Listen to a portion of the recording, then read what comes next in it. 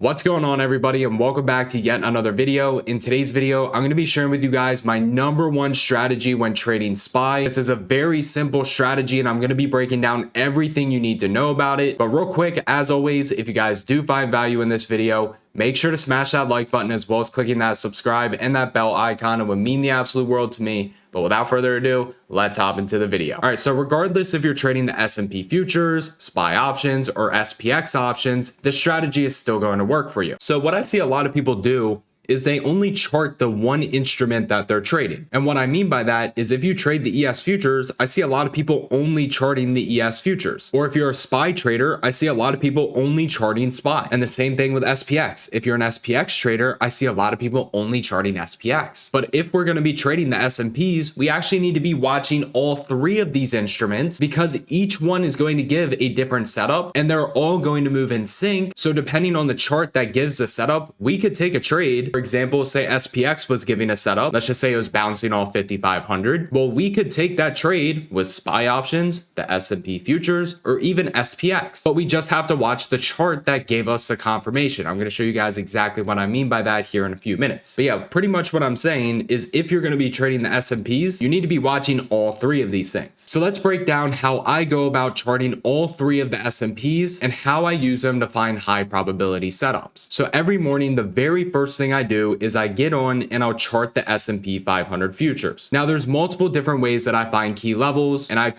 tons of videos on this channel breaking down exactly how I find these levels. But there's three different ways: Fibonacci retracements, supply and demand, and basic support and resistance. So I'll start with the S&P 500 futures. I'll start looking for supply and demand levels. So we have a very nice demand level right here that we ended up bouncing off of right there before we got that continuation higher. We have a supply zone right here on the 4-hour time frame. We have another supply zone here on the 4-hour time frame as well. So I'll go through and I'll start marking all of these levels. And these range from different time frames. I typically start on a daily time frame, and then I'll go down to a 4-hour, 2-hour, 1 hour. So I start on the higher time frame and just work my way down. But when I'm done doing the S&P futures, I'll then head on over to SPY. Now the reason why, and actually we're going to pull up Thinkorswim, but the reason why doing your analysis both on the ES futures as well as SPY and then SPX is because sometimes, because the way the S&P futures trade, we can actually get a level on the S&P futures that we're not going to see on SPY. And actually a really good example of this is, as we can see on the 4-hour time frame, we have a demand zone right here, and then we have another demand zone way down here. Now we can see that ES is getting down into this weekly and daily demand zone. However, heading on over to SPY, you can see that this 4-hour demand, we actually ended up hitting it yesterday, and we saw a pretty nice rally out of it. We break it down to a 5-minute time frame. You can see we came right down into that 4-hour demand zone, got a bullish reaction, and then we ended up pumping, what was that, like 549.30 all the way up into 551.50. However, if we head back on over to the ES futures and we go back to the 4-hour time frame, well, you can see that that 4-hour demand zone right here, we actually ended up bouncing it the previous day right here. We bounced it in the morning, but then later in the day, we did not end up bouncing it. So again, we can see right here, right at the end of the day, boom, we hit it, nice rally. In the overnight session, boom, we hit it, nice rally. But then that time when SPY ended up bouncing out of the SPY 4-hour demand zone, well, the S&P futures had already broken below the 4-hour demand zone. So had you only been charting the ES futures, you could have completely missed out on that bounce. Actually, let's just put these two charts side by side. So again, we can see that we bounced the demand zone on SPY right here at this, what is that, 11:30. 11:30 is right here on ES. So again, we broke the demand zone. It's no longer valid. SPY, however, did bounce the demand zone, and there was a very nice rally out of it. So because the ES futures are trading 23 hours a day compared to SPY, where, I mean, it is trading in the overnight and pre-market session, but these candles are very, very thin compared to the S&P futures in the overnight session, the analysis can be slightly different enough to the point where you could completely miss out on the trade. So that's why it's really important to do your technicals both on ES and SPY. So again, I'll identify my supply and demand zones. And then real quick, if you guys are interested in learning more about my day trading strategy, I released a second book on Amazon titled The New Age of Day Trading, The Ultimate A through Z Trading Guide. In this 320-page book, I go over everything you need to know about day trading, all the indicators I use, how I find key levels, sniper entries, and so much more. So if you guys want to check it out, again, The New Age of Day Trading, The Ultimate A through Z Trading Guide, the link is going to be down in the description. Now, when using the Fibonacci retracements, it's the same thing. Because of the way that the S&P futures trade in the overnight and pre-market market session compared to SPY, the Fibonacci levels could be at two completely different areas. And that's why you want to chart both SPY and ES. And from there, it really depends. What does price react to? Does it react to the S&P levels?